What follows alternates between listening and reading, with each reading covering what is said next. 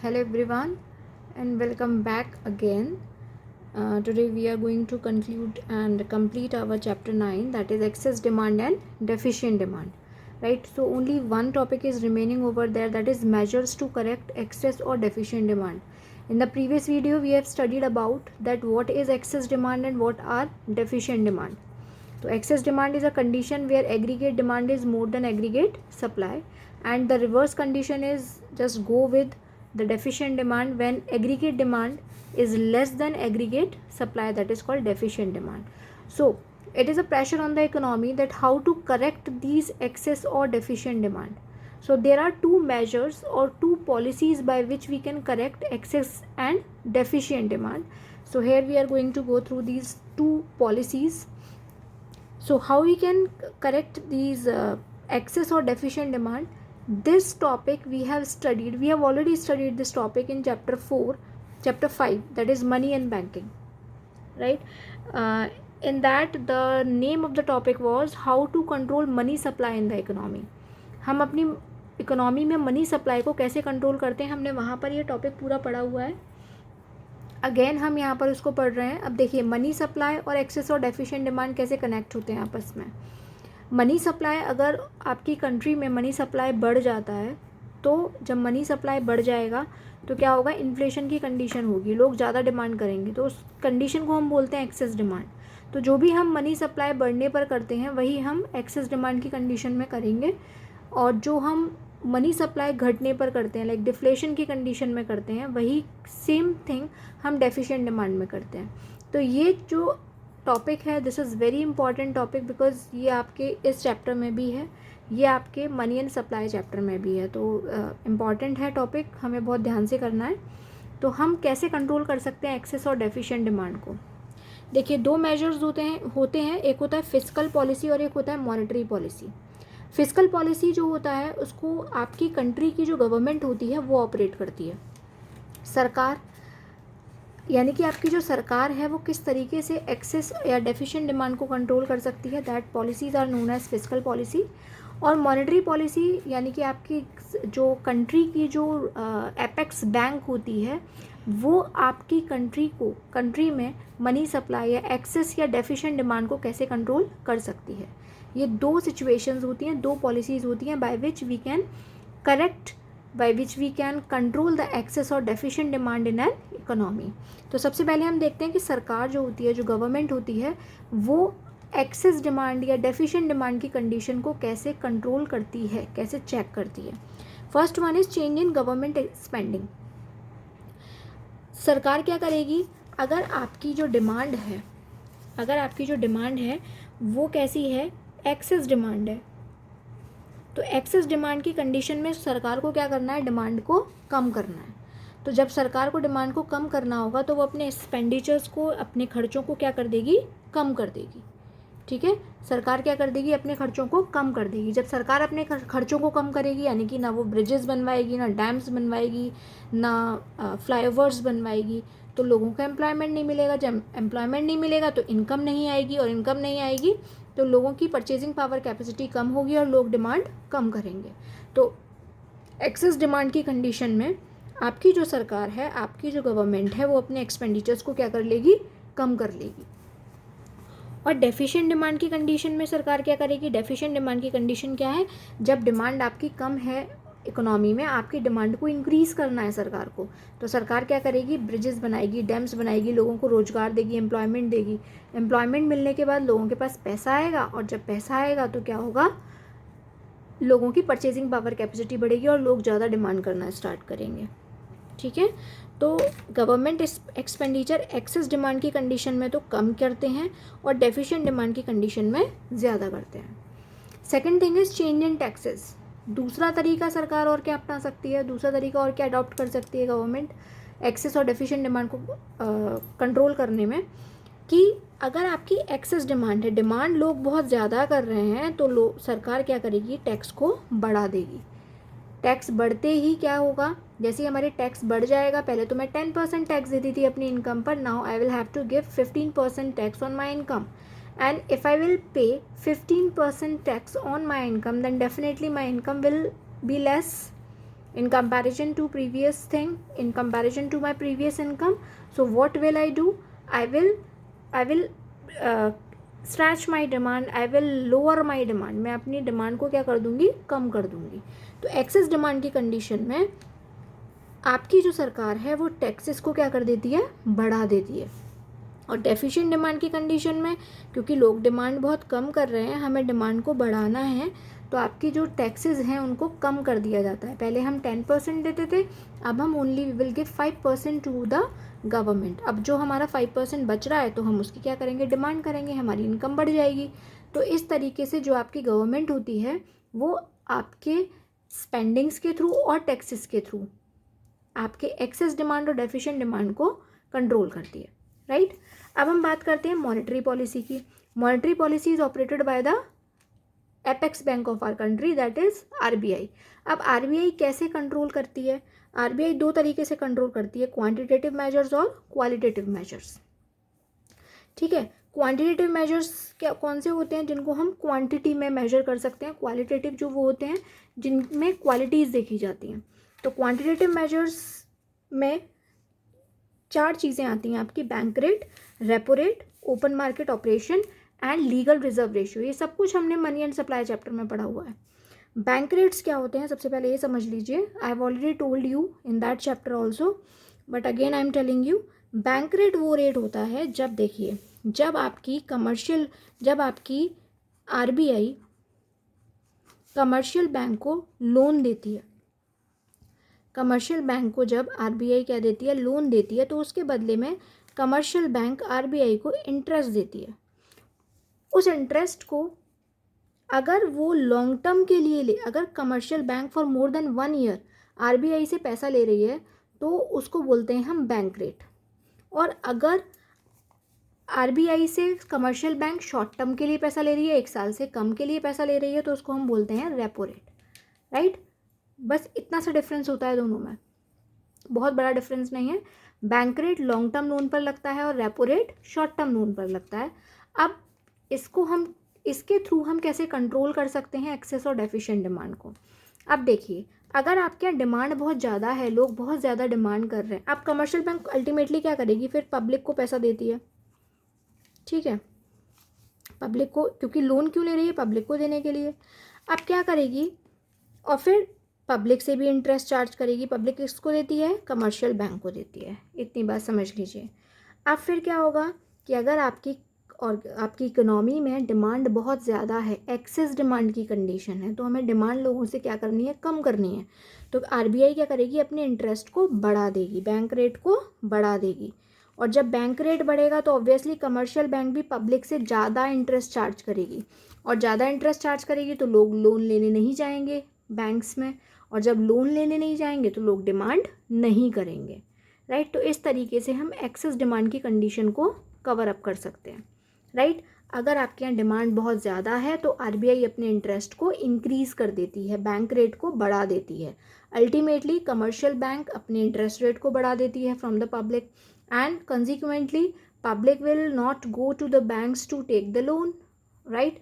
And by which we can control the condition of excess demand in the economy. यही बात होती है repo rate में. ये शॉर्ट टर्म के लिए होता है, ये लॉन्ग टर्म के लिए होता है. तो इसको भी हम क्या कर देंगे, सरकार क्या कर देगी, बढ़ा देगी in case of excess demand.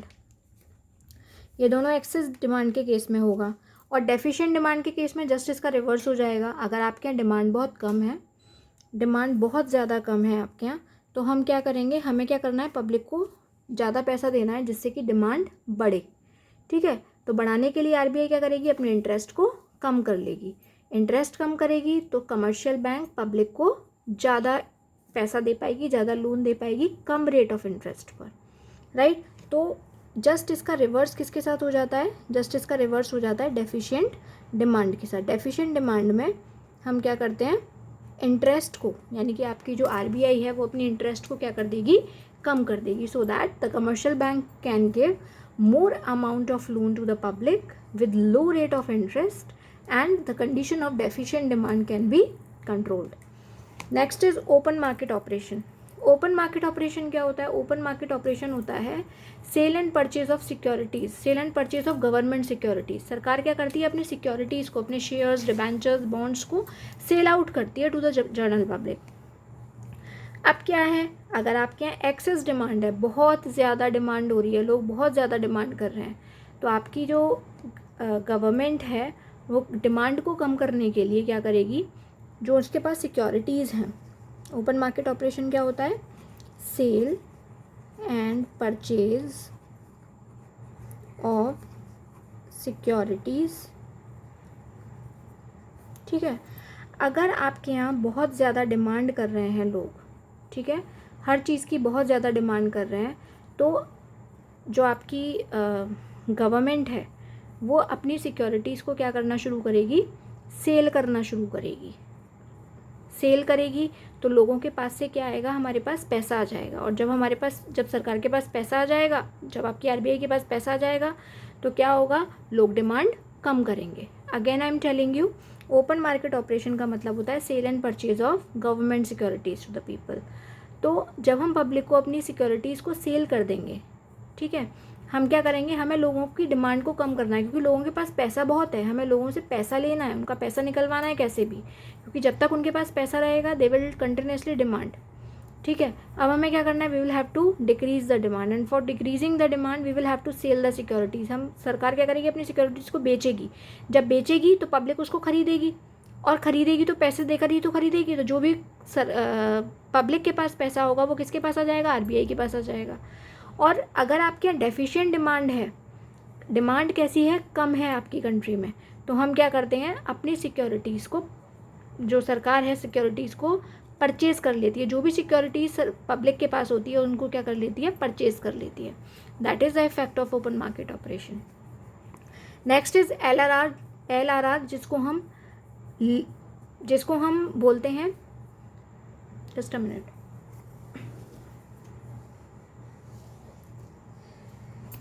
Next thing is LRR, that is legal reserve ratio. Legal reserve ratio जो है वो दो चीज़ों से मिलकर बना है, CRR और SLR। ये मैं आपको सारी चीज़ें बता चुकी हूँ, अगेन बता रही हूँ मैं। CRR का मतलब होता है कि जितनी भी आपकी कमर्शियल बैंक्स होती हैं उनको अपना कुछ पार्ट आरबीआई के पास मेंटेन करना होता है, आरबीआई के पास रखना होता है, रिजर्व कर कर रखना होता है, लाइक 10%, 5% जो भी है उनको रखना होता है एज अ रिज़र्व, उसको बोलते हैं हम CRR। SLR होता है कि जो कमर्शियल बैंक अपने पास लिक्विड फॉर्म में जो भी पैसा रखती हैं, थोड़ा बहुत रखना पड़ता है, उसको हम बोलते हैं SLR। ठीक है, दोबारा से समझ लीजिए। CRR का मतलब होता है whatever the amount of money the commercial bank give it to the RBI as a reserve to maintain the reserve for that particular bank is known as CRR। और SLR होता है, SLR में क्या होता है कि जब commercial bank जो भी पैसा अपने पास थोड़ा बहुत रिजर्व कर कर रखती हैं फॉर अनएंटिसिपेटेड इमरजेंसीज, उसको बोलते हैं हम SLR, स्टैट्यूटरी लिक्विड रेशियो। ठीक है, अब क्या करना है हमें? अगर आपके यहाँ डिमांड बहुत ज़्यादा है, एक्सेस डिमांड है, तो आपकी जो सरकार है वो क्या करेगी? आपकी जो RBI है वो CRR को बढ़ा देगी। यानी कि पहले तो वो 10% अपने पास रिजर्व रखवाती थी, अब वो 20% रिजर्व रखवाएगी। जब ज़्यादा पैसा रिजर्व रखेगी कमर्शियल बैंक RBI के पास, तो क्या होगा? कमर्शियल बैंक के पास थोड़ा सा पैसा बचेगा और वो थोड़ा ही लोन दे पाएगी, किसको? पब्लिक को। तो इस तरीके से डिमांड क्या हो जाएगी? कम हो जाएगी। SLR में भी वो क्या करेगी? अगर SLR भी है, यानी कि दोनों चीज़ों को हमें क्या करना पड़ेगा? In case of excess demand increase करना पड़ेगा, राइट। और जस्ट अगर हम इसका रिवर्स केस करते हैं तो उसमें हमें LRR को कम करना पड़ेगा, यानी कि दोनों को, CRR और SLR दोनों को क्या करना पड़ेगा? कम करना पड़ेगा। ठीक है, तो CRR और SLR it is a combination and by which we can maintain legal reserve ratio. तो लीगल रिजर्व रेशियो क्या होता है? कॉम्बिनेशन होता है CRR और SLR का। तो अगर आपकी इकोनॉमी में एक्सेस डिमांड की कंडीशन है, डिमांड बहुत ज़्यादा है, तो हम LRR को क्या कर देते हैं? बढ़ा देते हैं in case of excess demand. और अगर आपके यहाँ डेफिशिएंट डिमांड है तो हम क्या करते हैं? LRR को डिक्रीज़ कर देते हैं। जिस पहले हम 20% रखवाते थे कमर्शियल बैंक से, अब हम सिर्फ 10% रखवाएंगे। तो अब कमर्शियल बैंक के पास ज़्यादा पैसा होगा लोन देने के लिए। जब लोन देंगे तो लोग पैसा लेंगे तो लोगों की डिमांड बढ़ेगी, राइट। तो इस तरीके से क्वांटिटेटिव कुछ मेजर्स होते हैं, कुछ फैक्टर्स होते हैं। और दूसरा होता है क्वालिटेटिव मेजर्स या फैक्टर्स। क्वालिटेटिव फैक्टर्स कौन से होते हैं? जिसमें हम क्वालिटीज़ देखते हैं। यहाँ पर हम कुछ ऐसा क्वांटिटी वाइज हम कुछ डिस्ट्रीब्यूट नहीं करते हैं। क्वालिटेटिव मेजर्स में पहला होता है मार्जिन रिक्वायरमेंट। मार्जिन रिक्वायरमेंट में हम क्या करते हैं? फॉर एग्जांपल आपको लोन लेना है किसी भी बैंक से, तो जब हम लोन लेते हैं तो लोन लेते वक्त एक होता है मार्जिन रिक्वायरमेंट। जब हमने लोन लिया तो आपको कोई ना कोई सिक्योरिटी प्लेस करनी पड़ेगी बैंक के पास। जब हम बैंक के पास अपनी सिक्योरिटीज़ को प्लेस करते हैं तो प्लेस करते वक्त वो हमसे जो भी हमने सिक्योरिटी रखी है, मान लीजिए आपको 1 लाख का लोन प्रोवाइड कर रही है बैंक, और उस 1 लाख का जो लोन है, उस 1 लाख के लोन पर उसने आपसे 50,000 की सिक्योरिटी उसने आपसे 1,50,000 की सिक्योरिटी रखवाई। जब आप उसके पास 1,50,000 की सिक्योरिटी रखेंगे तभी आपको कितने का लोन मिलेगा? 1 लाख का लोन मिलेगा, राइट। ये जो इनका डिफरेंस है ये क्या हो गया? ये हो गया मार्जिन। तो अगर मान लीजिए डिमांड बहुत ज़्यादा है तो वो आपसे हो सकता है 2 लाख का सिक्योरिटी रखवाए तब आपको 1 लाख का लोन दे, ठीक है। तो एक्सेस डिमांड में आप अपनी मार्जिन को क्या कर देते हैं? बढ़ा देते हैं, जिससे कि लोग आपसे लोन कम लें। और डेफिशिएंट डिमांड होगी, अगर आपकी इकोनॉमी में डेफिशिएंट डिमांड की कंडीशन है तो मार्जिन रिक्वायरमेंट को हम क्या कर देते हैं? घटा देते हैं। फॉर एग्जांपल पहले हम 2 लाख की सिक्योरिटी रखते थे तो 1 लाख देते थे। अब क्योंकि डेफिशिएंट डिमांड है, लोग डिमांड कम कर रहे हैं, हमें लोगों की डिमांड को बढ़ाना है, तो हम क्या करेंगे? हम ये कहेंगे कि ठीक है चलो आप 1,50,000 दो और 1 लाख का लोन ले लो। तो हमने क्या किया? अपने मार्जिन को क्या कर दिया? गिरा दिया। तो that is called margin requirement. Next is moral suasion. Moral suasion का मतलब होता है जनरली हम मॉरल सुएट कर कर लोगों को कन्विंस कर कर भी मनाने की कोशिश करते हैं कि भाई ऐसा है। मॉरल सुएशन का सिंपल सा मतलब है कि एक्सेस डिमांड है तो सरकार, वो आपकी जो आरबीआई है या जो आपकी कमर्शियल बैंक है, वो आपको डिस्करेज करती है लोन लेने के लिए कि नहीं नहीं भाई आप लोन मत लीजिए, है ना। और डेफिशिएंट डिमांड में वो आपको एनकरेज करेगी कि आप लोन लीजिए, आपको बार बार फ़ोन करेंगे कि लोन लो लोन लो। तो ये सब होता है आपका डेफिशिएंट डिमांड में। और एक्सेस डिमांड जब होती है तो आपके पास लोन के लिए कोई भी फ़ोन कॉल्स या कुछ भी नहीं आता है, right. And the last one is selective credit control. Selective credit control तब होता है जब आपकी कंट्री में एक्सेस डिमांड की कंडीशन प्रिवेल करती है। फॉर एग्जांपल आपके यहाँ बहुत ज़्यादा डिमांड है, मतलब डिमांड बहुत ज़्यादा बढ़ी हुई है, तो अब आपकी आरबीआई कैसे कंट्रोल करेगी? सिलेक्टिव चीज़ों के लिए ही आपको लोन देगी, ठीक है। तो एक्सेस डिमांड के केस में क्या होता है?